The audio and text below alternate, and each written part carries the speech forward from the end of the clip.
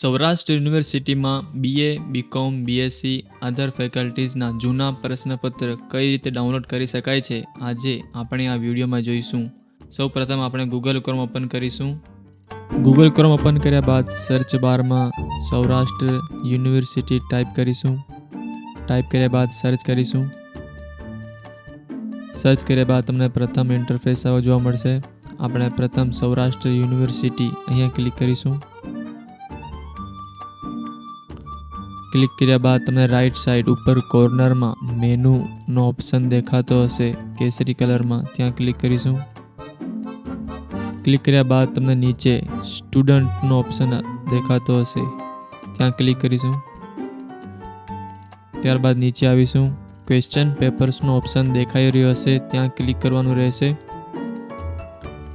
Click કર્યા બાદ તમને આવો ઇન્ટરફેસ જોવા મળશે, જેમાં BA, BLLB, BBA જેવા ફેકલ્ટી તમને દેખાઈ રહી હશે. હવે જે તમારી ફેકલ્ટી હોય એ તમારે સિલેક્ટ કરવાની રહેશે.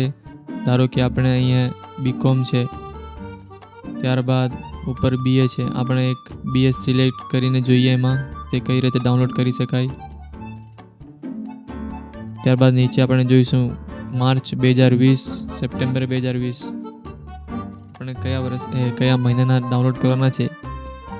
ધારો કે આપણે માર્ચ 2020માં જોઈએ.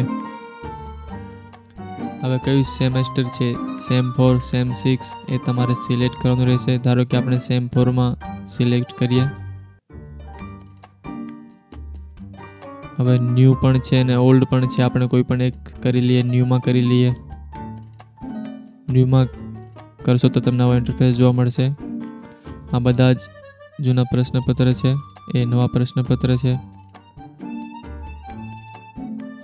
પોલિટિકલ સાયન્સ છે, સેકન્ડ પછી સોશિયોલોજી, ન્યૂ કોર્સ.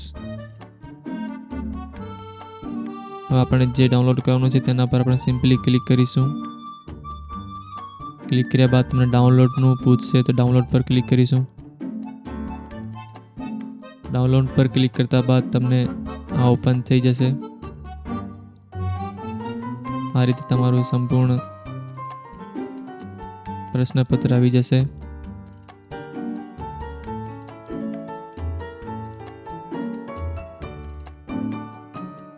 એવી જ રીતે આપણે BComનું જોઈએ કે BComનું કઈ રીતે ડાઉનલોડ કરી શકાય. BComનું ફોલ્ડર સિલેક્ટ કરીશું. અહીં છે BComનું ફોલ્ડર. ફોલ્ડર સિલેક્ટ કર્યા બાદ આપણે મહિનો સિલેક્ટ કરીશું. માર્ચ 2020 કે પછી સપ્ટેમ્બર 2020 કોઈ પણ એક સિલેક્ટ કરી લઈશું. ત્યારબાદ અહીં સેમ 4નો ઓપ્શન છે, એ સેમ 4 પર ક્લિક કરીશું. આ રીતે તમારી સમક્ષ જૂના પ્રશ્નપત્ર આવી ગયા છે. આપણે કોઈ પણ એક પર ક્લિક કરીને ડાઉનલોડ કરીને જોઈએ. ધારો કે આના પર કરીએ BCom સેમ 4 બિઝનેસ કોમ્યુનિકેશન. આના પર ક્લિક કરીશું PDFના સિમ્બોલ ઉપર. ક્લિક કરતાં તમને ડાઉનલોડનું પૂછશે. ડાઉનલોડ પર ક્લિક કરીશું એટલે ડાઉનલોડ થઈને તમારી સમક્ષ આવી જશે. આ રીતે તમે જૂના પ્રશ્નપત્ર ડાઉનલોડ કરી શકો છો.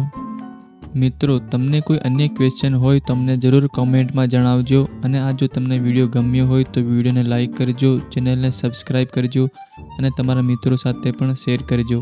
Thank you.